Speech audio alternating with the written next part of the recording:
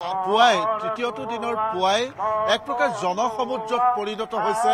লক্ষ লক্ষ ভকতৰ সমাগম ইতিমধ্যে আৰম্ভ হৈছে। বৈকুণ্ঠপুৰীত পৰিণত হৈছে এই যি যোৰহাটৰ এৰালতলীৰ পথাৰ। এই পথাৰৰ মূল সতীৰ্থ প্ৰথমতে গোটেই পৰিৱেশটো এবাৰ দেখুৱাই ল'ব যে কেনে এক পৰিৱেশৰ সূচনা হৈছে। আপুনি যেনিয়ে চাই তেনিয়েই আচলতে ভকত বৈষ্ণৱ চৌদিশে হৰিনাম তেনে এটা পৰিৱেশ সূচনা হৈছে।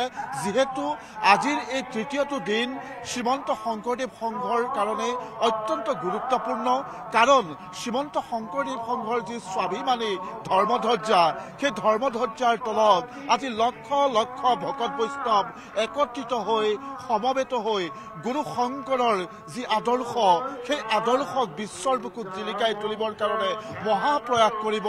আৰু সেয়াই প্ৰথম কাৰ্যসূচী হ'ব শ্ৰীমন্ত শংকৰদেৱ সংঘৰ। আৰু ইয়াৰ পিছতে প্ৰাঞ্জল আজি শ্ৰীমন্ত শংকৰদেৱ সংঘৰ যি বৰ্ণিল শোভাযাত্ৰা বাহিৰ কৰা হয় ভাগৱত মহাভাগৱত শিৰত লৈ, সেই আচলতে শোভাযাত্ৰা আৰম্ভ হ'ব। আৰু তাৰ কাৰণেও ইতিমধ্যে প্ৰস্তুতি প্ৰায় সম্পূৰ্ণ হৈছে। ইতিমধ্যে আপুনি গোটেই পৰিৱেশটো প্ৰাঞ্জল দেখিছে।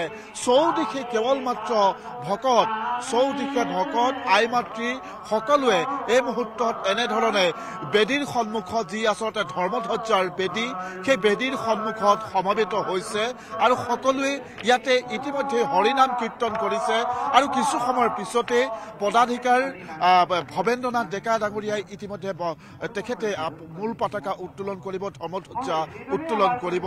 আৰু এয়াই হয়তো হৈছে শ্ৰীমন্ত শংকৰদেৱ সংঘৰ আন এটা শৃংখলাবদ্ধতাৰ প্ৰতীক, য'ত নেকি এখন পতাকাৰ তলত লক্ষ লক্ষ ভকত বৈষ্ণৱ একতাপতি হৈ সকলোৱে এটা কথাই চিন্তা চৰ্চা কৰে যে আধ্যাত্মিক শক্তি জাগ্ৰত কৰি আধ্যাত্মিক চিন্তা চৰ্চাৰ জৰিয়তে গুৰুজনাৰ অনুপম সৃষ্টিসমূহৰ সঠিক চৰ্চাৰ জৰিয়তে অসমীয়া জাতিটোক একত্ৰিত কৰি ৰখা, বিভিন্ন ভাষা ভাষী কৃষ্টি সংস্কৃতিৰ সমাহাৰেৰে অসমীয়া জাতিটোক জিলিকাই ৰখা, এনে বহু আচলতে চিন্তা চৰ্চা লৈ শ্ৰীমন্ত শংকৰদেৱ সংঘই আগবাঢ়ি গৈছে।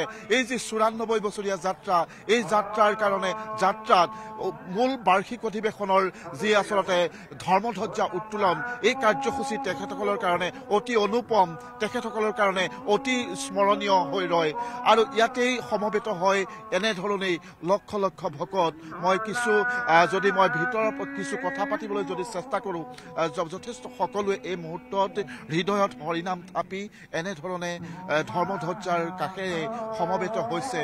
আৰু কিছু ক্ষণ বাকী আছে, সেই যিটো আচলতে তেওঁলোকৰ প্ৰতিগৰাকী ভকতৰ কাৰণে, প্ৰতিগৰাকী ভকত বৈষ্ণৱৰ কাৰণে অত্যন্ত এটা আকৰ্ষণীয় আৰু তেওঁলোকৰ সদায় প্ৰাণৰ এটা যিহেতু উৎসৱ এই বাৰ্ষিক অধিৱেশন, এই অধিৱেশনৰ এই যি ধৰ্মধ্বজাস্থলী, ধৰ্মধ্বজা উত্তোলন কাৰ্যসূচী তেওঁলোকৰ কাৰণে অতি গুৰুত্বপূৰ্ণ।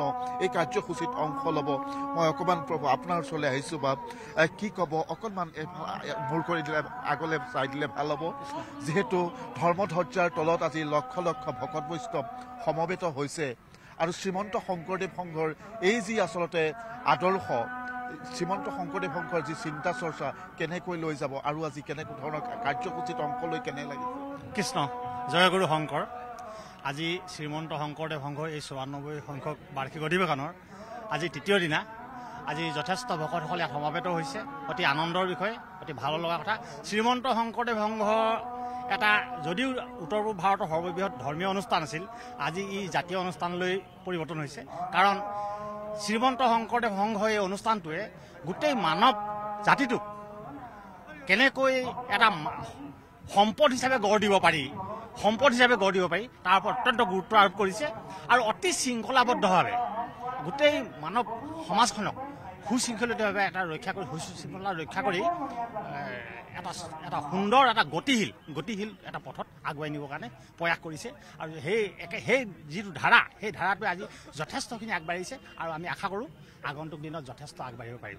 নিশ্চয়। আপোনাক আমি সেৱা ধৰিছোঁ।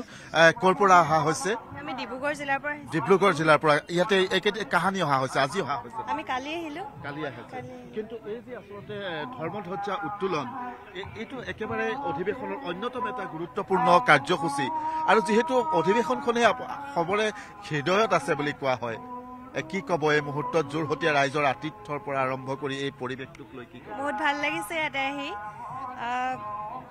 যোৰহাট জিলাৰ পৰা বহুত এবাৰ ভালদৰে পতা হৈছে আৰু ইয়ালৈ আহি বহুতো ভকতসকল আহিছে বহুত দূৰ দূৰণিৰ পৰা বিভিন্ন ডিষ্ট্ৰিক্টৰ পৰা আহিছে সকলো বহুত সেই ভকত হৈছে ইয়াতে ভাল লাগিছে লগ পাই সকলোকে নিশ্চয় সেৱা ধৰিছো আপুনি ডিব্ৰুগড়ৰ হয় ডিব্ৰুগড় আপুনি ক'ৰ পৰা আহিছে লক্ষ্মীপ্ৰভা কৃষ্ণ জয়গুৰু শংকৰ এয়া আমাৰ 94 সংখ্যক এয়া শ্ৰীমন্ত শংকৰদেৱ সংঘৰ এক অমূল্য মানে ভকত সংহতিৰ এটা অনুষ্ঠান যিটো এটা অৰাজনৈতিক অনুষ্ঠান যিটো এতিয়া বিশ্ব দৰবাৰত এতিয়া প্ৰতিষ্ঠিত হ'বলৈ আমি চেষ্টা কৰি আছোঁ আজি এটা উল্লেখযোগ্য দিন যিটো দিনত আমাৰ আজি পতাকা উত্তোলন হ'ব সমগ্ৰ ভকতে ইয়াত একত্ৰিত হৈ শোভাযাত্ৰাৰ লগতে সকলো দিশ সামৰি লৈ তেওঁলোকে এক ভক্তিপূৰ্ণ পৰিৱেশৰ সৃষ্টি কৰিব সকলোৱে নিশ্চয় এই সৌভাগ্য নঘটিবও পাৰে কিন্তু আজি আমি এটা কথাই ভাবিছোঁ যে যোৰহাটবাসী সেয়া তেওঁলোকৰ সৌভাগ্য তেখেতলোকৰ আতিথ্যত আজি সকলো ভকতে একেলগে একেপ্ৰাণে হৰিনামৰ গুণগানে তেওঁলোকে মহিমামণ্ডিত কৰিব এই যোৰহাট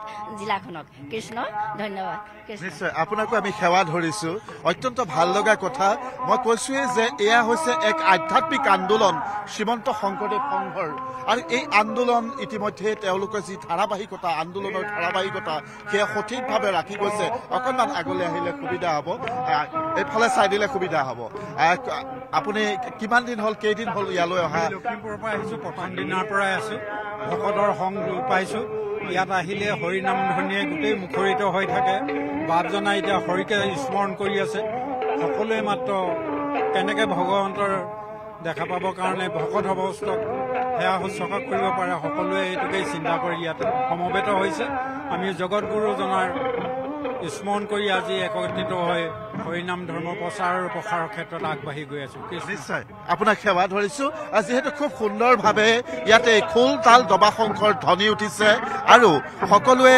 ইতিমধ্যে হৰিনামত নিজকে বিলীন কৰি দিছে মই কৈছোৱেই যে গুৰুজনাৰ অনুপম যি সৃষ্টি সেই সৃষ্টিৰ এই পতাকাস্থলীত সমাহাৰ ঘটিব আৰু সকলো চাওক কিমান শৃংখলাবদ্ধভাৱে সকলো একত্ৰিত হৈছে এই পতাকাৰ থলীত মই অকণমান সেই পৰিৱেশটো দেখুৱাম কি এক সুন্দৰ পৰিৱেশ যিটো পৰিৱেশৰ কাৰণে প্ৰতিগৰাকী ভকত বৈষ্ণৱে খুব আদৰে আগ্ৰহেৰে ৰৈ থাকে আজিৰ এই পবিত্ৰ দিনটোৰ কাৰণে আমি সেই পৰিৱেশটো দেখুৱাইছো চৌদিশে কেৱল মাত্ৰ হৰি ভকতি কেৱল মাত্ৰ গুৰু শংকৰৰ যি সৃষ্টি সেই সৃষ্টিক লৈ সকলোৰে চৰ্চা কৃষ্ণদেৱ শংকৰ আমাৰ গুৰু ৰাম নামৰ চকাখনি চকাত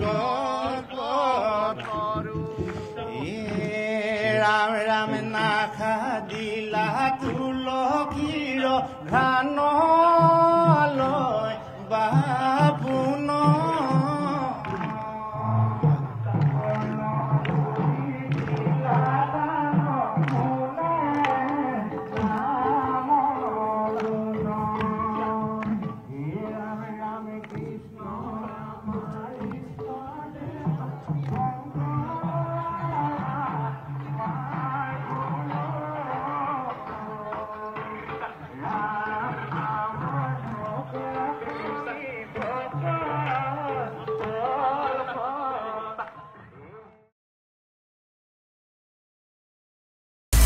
আপুনি বিচৰা বাতৰি পাব কেৱল নিউজ 18 এপত নিউজ 18 এপ ডাউনলোড কৰিবলৈ স্ক্যান কৰক এই QR কোড গুগল প্লে ষ্টৰতো পাব এই নিউজ 18 এপ